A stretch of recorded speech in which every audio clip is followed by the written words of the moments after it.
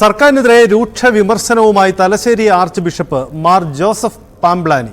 മലയോര മേഖലയിലെ വന്യമൃഗശല്യം തടയുന്നതിൽ വീഴ്ചയെന്നാണ് കുറ്റപ്പെടുത്തൽ. വിഷയത്തിൽ കാര്യക്ഷമമായ നടപടിയില്ലെങ്കിൽ പ്രക്ഷോഭത്തിലേക്ക് കടക്കും. കർഷകരെ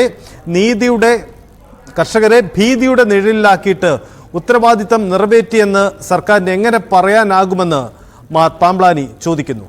ഇരിട്ടി മേഖലയിൽ 200 മീറ്റർ ഫെൻസിംഗ് നടപ്പിലാക്കണമെന്ന ദീർഘകാലമായ ആവശ്യം പോലും നടപ്പിലാക്കിയിട്ടില്ല. ആവശ്യങ്ങൾ ചെവിക്കൊള്ളാൻ വനംവകുപ്പ് തയ്യാറാകുന്നില്ലെന്നും ബിഷപ്പ് കുറ്റപ്പെടുത്തുന്നു. സർക്കാരിൻ്റെ ഭാഗത്തെ അനാസ്ഥ എന്ന് പറയുന്നത് 5 വർഷങ്ങൾക്ക് മുമ്പ് ഇവിടെ സോളാർ ഫെൻസിങ്ങിനുള്ള സംവിധാനങ്ങൾ രൂപപ്പെടുത്തിയതാണ്. എന്നാൽ ഒരു 10-200 മീറ്റർ സ്ഥലം സോളാർ ഫെൻസിങ് തകർന്നു പോയപ്പോൾ അത് പുനരുദ്ധരിക്കാൻ സർക്കാരിൻ്റെ പക്കൽ ഈ ജനം ആവലാതികളും സങ്കടങ്ങളുമായി ചെന്നതാണ്. ഇന്നേ വരെ അതിനൊരു പരിഹാരമുണ്ടായിട്ടില്ല. ആനകൾക്ക് കൃഷിഭൂമിയിലേക്ക് സ്വൈര്യവിഹാരം നടത്തുന്നതിനുള്ള സാഹചര്യം സർക്കാരും വനം വകുപ്പും ബോധപൂർവം നിർമ്മിച്ചു എന്ന് ആരോപിക്കുന്നതിൽ ഈ കർഷകർ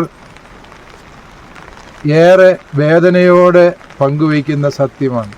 നമുക്കറിയാം, ഈ കർഷകൻ്റെ കൃഷിഭൂമിക്കും അവൻ്റെ ജീവനും സ്വത്തിനും സംരക്ഷണം നൽകുക എന്നത് ഭരണഘടനാപരമായി സർക്കാരിൻ്റെ ഉത്തരവാദിത്വമാണ്.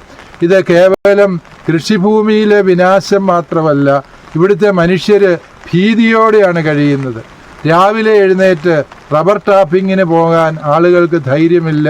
കാരണം എപ്പോഴാണ് കാട്ടാനയുടെ മുമ്പിൽ പെടുക എന്നത് അറിയില്ല.